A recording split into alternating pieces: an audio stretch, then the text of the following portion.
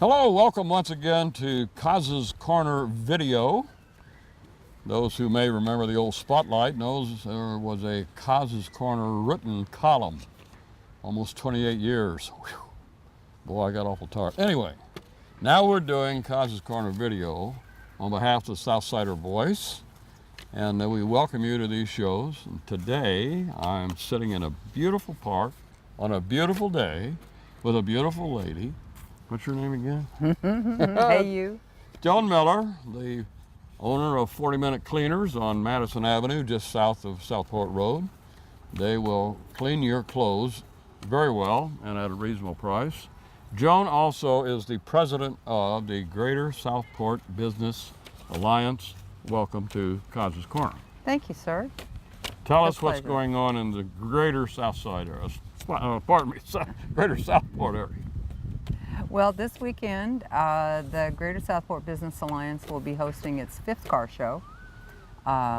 We'll be in the park and on Derbyshire Road for the 2nd year. Last year we had over 120 cars, so it was kind of cozy, but it was fun. We had some great cars. We do Mayor's Choice, Best of Show, Best Engine, Paint, Interior, plus Top 30, plus we have some fun awards. What age vehicles are we talking about? Shoot, we had some as old as 1929. Really? Oh yeah, it's an open car and truck show. But a brand new Corvette would not necessarily be in the show. Well, brand new is kind of but yes, we had Best of Show year before last was a new Corvette, mostly new. I mean, it was a very recent Corvette. And it won Best Engine because the whole, when he opened up the hood, the whole engine compartment was like mirrors. It just sparkled. So, that is devotion. I have a sort of an antique. I have a 79 Triumph TR7, which is in decent shape. But guys sakes, all of the meticulous work that they do on those things to make them perfect. It's a car. It's going to be on the road. It's a car, I know. And it's going to get dirty I know, sometime. but some of these guys put them on trailers and they never hit the road. So. Well, that's fine. Keeps them out of taverns. I guess. Behind us is the softball diamond, and also I see the beginning of a stage. What's that mean? That means that the City of Southport's Fall Festival, or Fall Fest, will be doing its 2nd annual Bluegrass Festival, starting at 2 o'clock and going till 9 o'clock this year. And just one band or a number of bands? I am understanding that they have 4 bands contracted. Wow. Good old bluegrass. Good old bluegrass. On a good old south side of Indianapolis. On a south side of Indianapolis, yep. Picking and chewing and carrying on. Yep. Well, that's fine. I enjoy bluegrass, except when they get whiny. Then they lose me a little bit.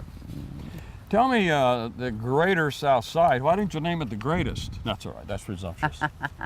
What does the Greater South Side business? The Greater Southport. Southport, excuse me. Greater Southport is just like Greater Greenwood, just like Greater Beech Grove, Greater Indianapolis.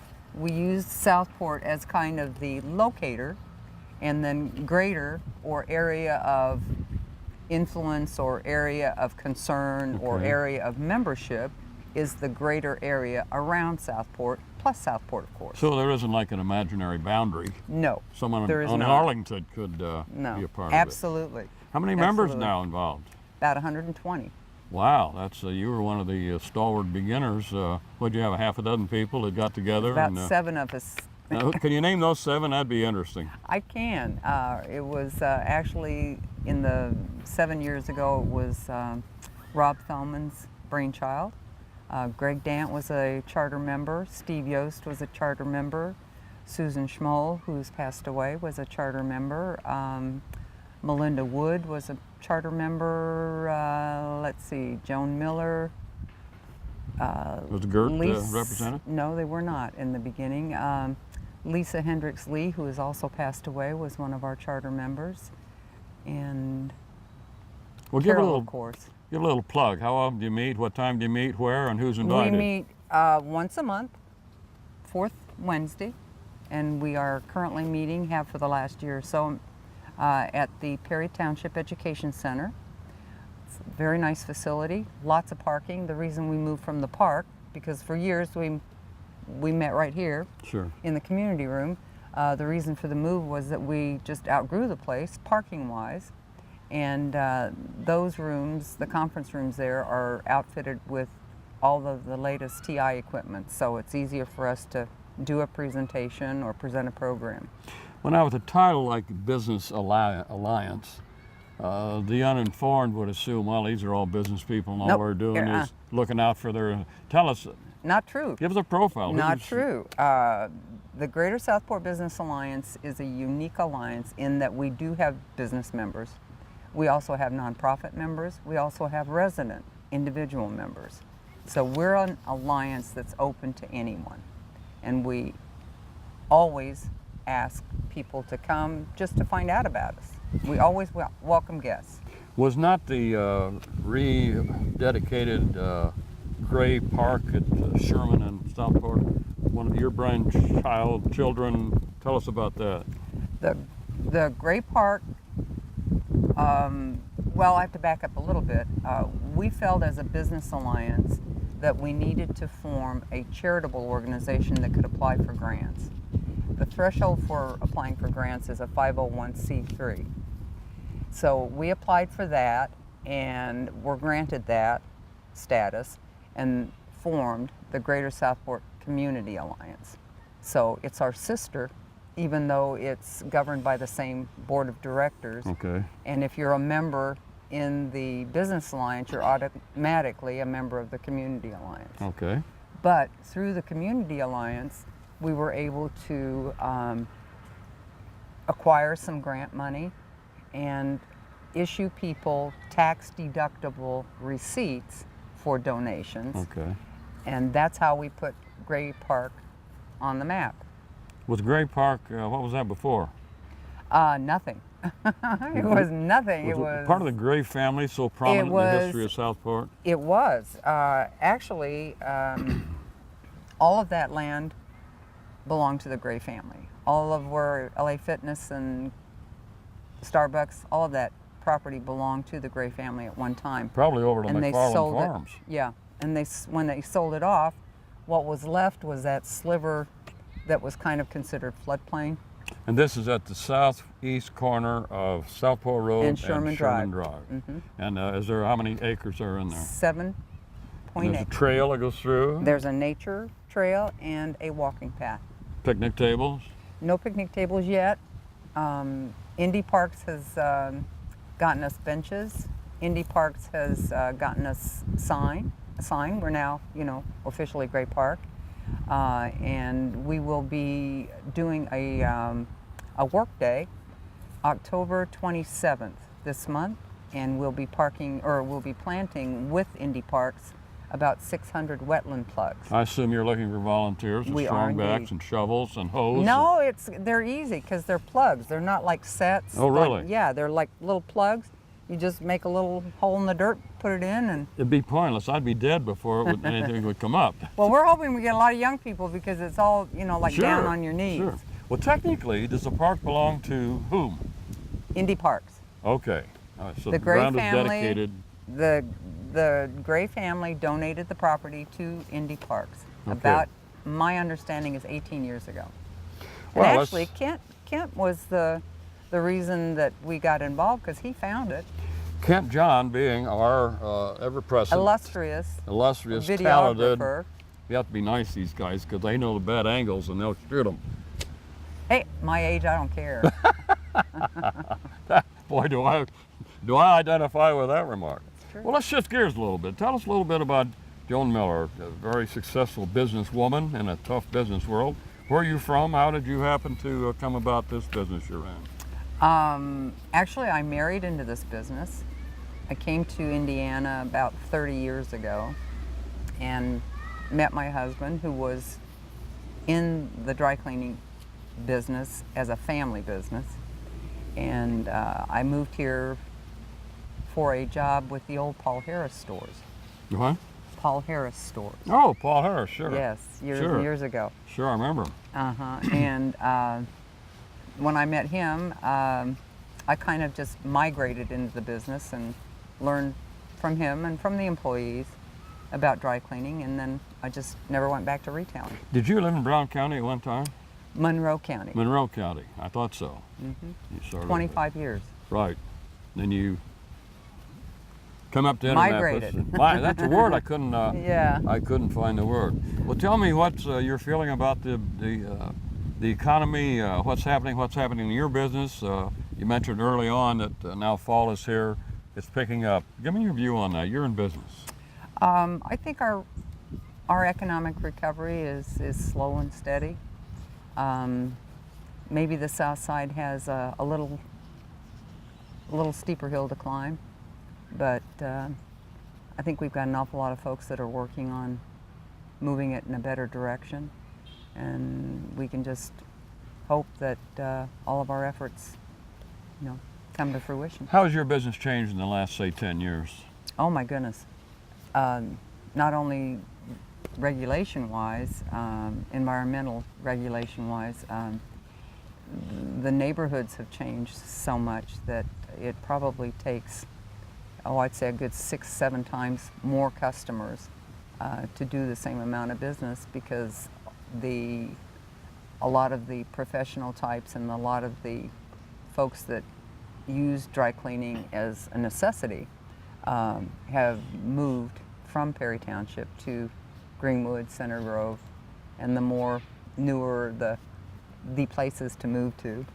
It seems to me the business attire is more relaxed, which I would assume decreases the cleaning of suits and those sorts of things. Sure it does. Sure it does. And the shirt business? Shirts are kind of like ongoing. Even if you can't afford to dry clean your pants, unless you're into ironing shirts, they're really a bargain. So. I have such admiration for cleaners, because invariably in the summertime you go by, the doors are wide open, and those poor people are cooking in there. We are. And it just it takes a special breed or a special circulation of blood or something. Hey, we do it for the pity points. No, that's not true. Well, you've got my pity, I'll say that. Actually, it's usually, other than a summer like we just had, you'll have a week or so where it's really uncomfortable, and then we get a break. Just like in the wintertime, you have some really severe cold, and then everybody's all thrilled and excited to come into the cleaners because it's toasty and warm. Oh, yeah. And then, so usually it's not like week after week like we had this summer with the 90-degree stuff. Well, it would probably be virtually impossible to air condition a plant like that. In my case, yes, because we run all day long. In some plants that only do production like from 4 in the morning till 9 o'clock in the morning, I see. Those can be air conditioned. I see. But because we're 40-minute cleaners, we offer service all day long. All my equipment's going, and it's all steam, so you really can't. There's another thing I've always admired about your business. When I was still working and had to have my shirts cleaned, etc., and suits, I'd see the same faces there year after year after year. You seem to attract and maintain. Been so lucky. A great group of people. So lucky. I've had just next to no turnover over the last 15 or 16 years. Yeah. That's pretty extraordinary in today's workplace, because shifting economies and I assume that you may have had to lay a few off, but still it's... No, you know what? We cut back hours. Nobody lost their job. That's pretty amazing.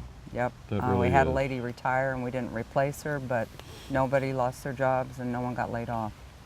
Well, Joan, I have to commend you as a businesswoman. And I have to thank them, because if I didn't have this crew, I wouldn't be able to spend the time I understand that. on the community projects and the business alliance projects if I didn't have that good, strong crew. How well I identify with that when I had the newspaper. Yep. I could go out and be the big shot and go to the convention, what have you.